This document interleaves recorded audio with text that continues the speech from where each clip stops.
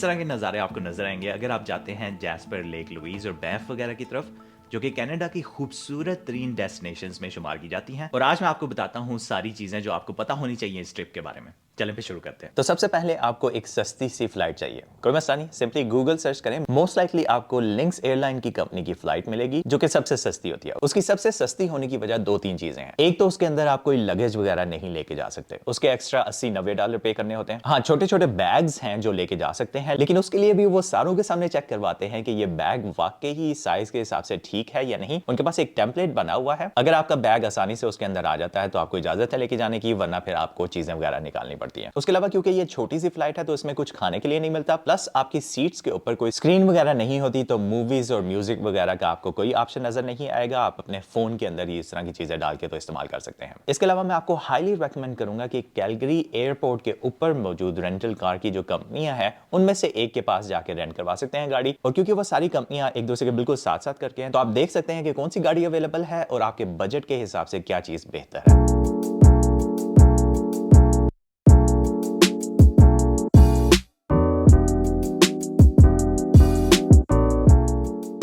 अब आगे बात आ जाती है कि आपने रहना कहाँ पे है। उसके लिए आपके पास दो तीन ऑप्शन है, जारी बात है। एक तो आप एयरबीएनबी के अंदर रह सकते हैं और दूसरा होटल्स के अंदर रह सकते हैं, लेकिन मैं सजेस्ट करूंगा कि आप एयरबीएनबी के अंदर रहें और वो भी कैलगरी के शहर के अंदर रहें। उसकी वजह यह है कि आप खाना वगैरह खरीद सकते हैं वॉलमार्ट से और डेली के हिसाब से कुकिंग जो करने वाला सामान है वो किया जा सकता है। और डेली के हिसाब से तकरीबन आप 10 से 12 घंटे लगाएंगे डेस्टिनेशन वगैरह के ऊपर, और बाकी टाइम आप अपनी एयरबीएनबी के अंदर आराम से कुकिंग करें, एंजॉय करें, रिलैक्स करें। क्योंकि इन लोकेशन के ऊपर ट्रैवल करने की वजह से आप बहुत ज्यादा थक जाएंगे, तो आराम करना और रिलैक्स करना बहुत ज्यादा जरूरी है। और डेली आपको बैक एंड फोर्थ गाड़ी भी ड्राइव करनी पड़ेगी, क्योंकि रास्ते में नजर आने वाले नजारे भी बहुत मजे के हैं। इस वजह से मैं ये रेकमेंड कर रहा हूं। लेकिन अगर आपको ये ऑप्शन नहीं पसंद तो आप डायरेक्ट बैंफ के अंदर जाके महंगे वाले होटल्स भी बुक कर सकते हैं, लेकिन उससे ओवरऑल आपकी ट्रिप की प्राइस बहुत ज्यादा बढ़ जाएगी।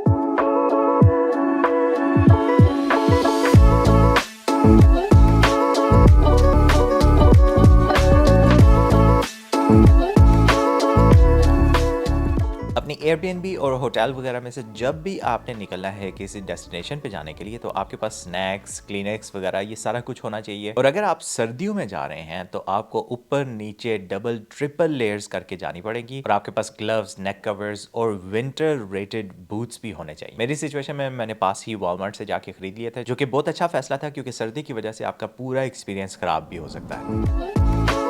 अच्छा, अब अगले ही दिन आपने सबसे पहले निकलना है लेक लुईस की तरफ, जो कि तकरीबन 45 मिनट से 1 घंटे का फासला है कैलगरी से। और इस पहले ही सफर में आपको पता लगने लग जाएगा कि कनाडा कितना बड़ा कंट्री है, क्योंकि जहां तक देखेंगे आपको पहाड़ियां वगैरह ये नजर आती रहेंगी।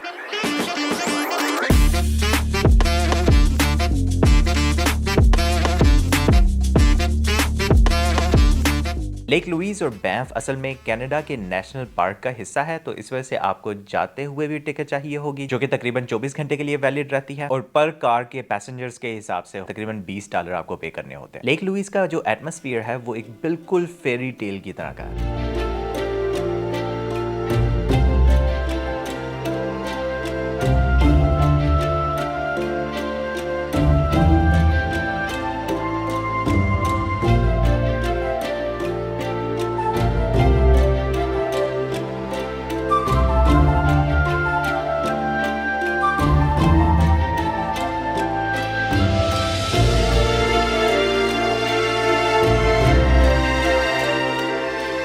मुझे ये यूनिक एक्सपीरियंस देखने को मिला कि पूरी की पूरी लेक फ्रोजन थी, और नॉर्मली तौर पे जब ये लेक फ्रोजन नहीं होती तब भी इसकी खूबसूरती कमाल दर्जे की है। यानी जिस भी सीजन में जाएंगे आपके पैसे पूरे होंगे। और अगर आपने लेक लुईस पे वॉक करते हुए का एक एक्सपीरियंस हासिल करना है तो मेरी इस वीडियो को लाजमी चेक करें। मेक श्योर करें कि आप हेडफोन्स पहने हुए हों, पैसे पूरे होंगे। अब यहाँ पे आपका पहला दिन पूरा खत्म हो जाना चाहिए, क्योंकि लेक के ऊपर आप वॉक भी कर सकते हैं, अगर कनू चल रही हो तो वो भी कर सकते हैं। यानी पूरा एंजॉय करने वाला सीन होना चाहिए। उसके बाद रिलैक्स करने के लिए आप दोबारा से अपने एयरबीएनबी या होटल वगैरह के अंदर जाएं और वहाँ पे खाना वगैरह खा के आराम करें।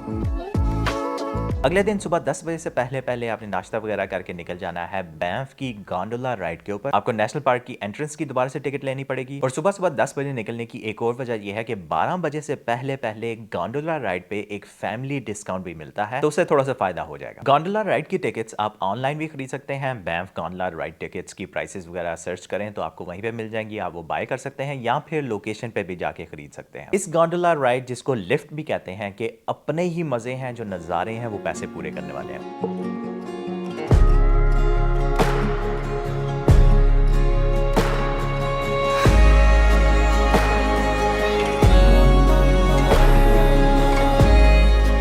अब जैसे इस राइड के बाद पहाड़ी के ऊपर पहुंचते हैं तो आगे सीढ़ियां ही सीढ़ियां हैं जो कि आपको बिल्कुल हाईएस्ट पॉइंट पे माउंटेन के ऊपर लेके जाती हैं। तो यहाँ पे आपको हाइकिंग वगैरह का एक्सपीरियंस भी बहुत ज्यादा मिलेगा। जैसे ही आप समिट पे पहुंचते हैं, चारों तरफ पहाड़ियां ही पहाड़ियां दूर दूर तक नजर आती हैं और कमाल का सीन है। आंखों को भी ठंडक दें और तस्वीरें वगैरह भी लें, फुल एंजॉय करें।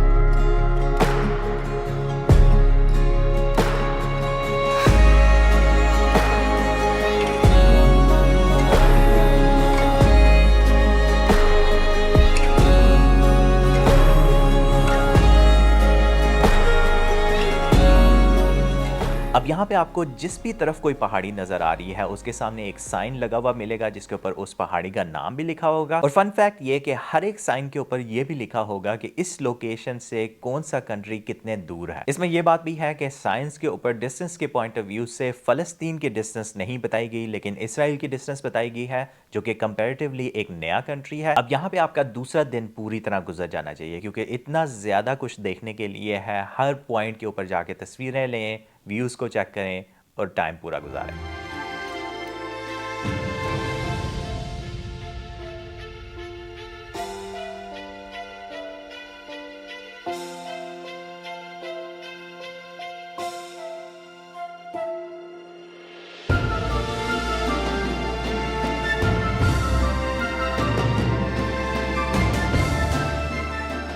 अब इसके बाद ऑप्शन ये है कि आप दोबारा से अपनी आराम करने वाली जगह पे जाएं जो होटल वगैरह लिया हुआ था, और अगले दिन सुबह सुबह निकल जाएं जैस्पर की तरफ, जो कि तकरीबन 3-4 घंटे का सफर है। और रास्ते में जो सीन आने वाले हैं वो पैसे पूरे करते हैं।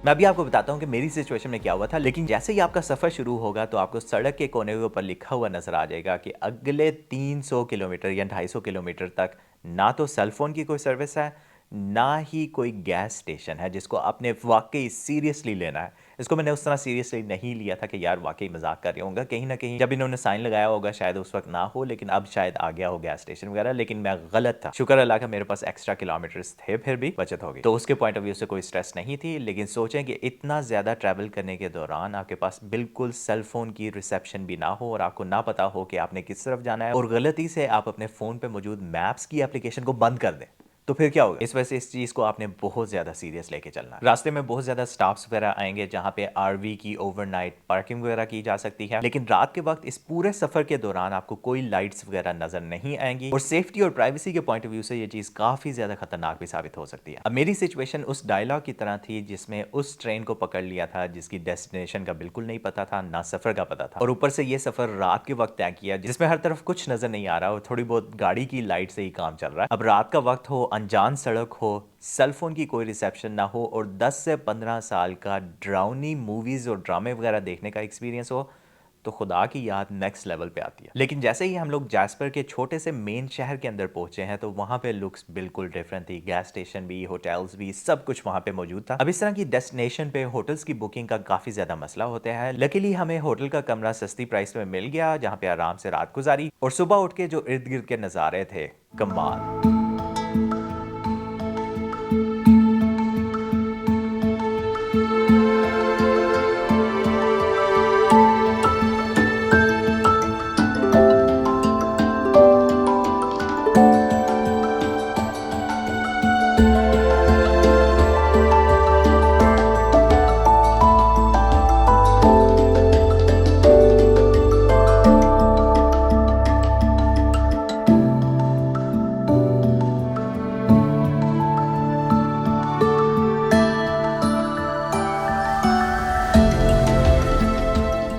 यहाँ पे आपके पास ऑप्शन है कि चाहें तो यहाँ पे 1-2 रातें गुजार सकते हैं और काफ़ी ज़्यादा छोटी-छोटी डेस्टिनेशंस है इसके इर्द-गिर्द करके, जहाँ पे आप स्की भी कर सकते हैं, स्नोबोर्डिंग वगैरह भी कर सकते हैं। मतलब कि उन्होंने आपको हर रीज़न दी हुई है वहाँ पे ज़्यादा से ज़्यादा खर्चा करने की।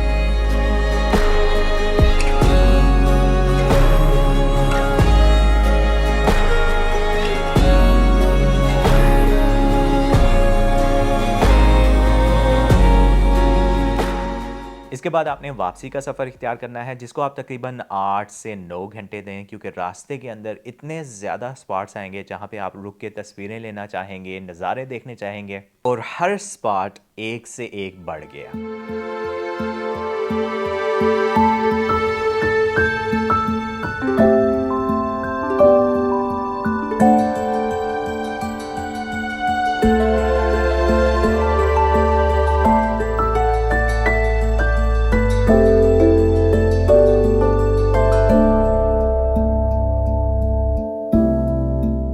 इसके बाद सीधा एयरपोर्ट पे पहुंचे, अपनी गाड़ी वापस करें, फ्लाइट पकड़ें और इन सारी यादों के साथ सीधा चले जाएं अपने घरों में। याद रखें कि जब भी आप किसी कमरे में दाखिल हों तो आपकी वजह से उस कमरे के एटमॉस्फेयर के अंदर बहुत ज़्यादा पॉजिटिविटी और खुशी आनी चाहिए।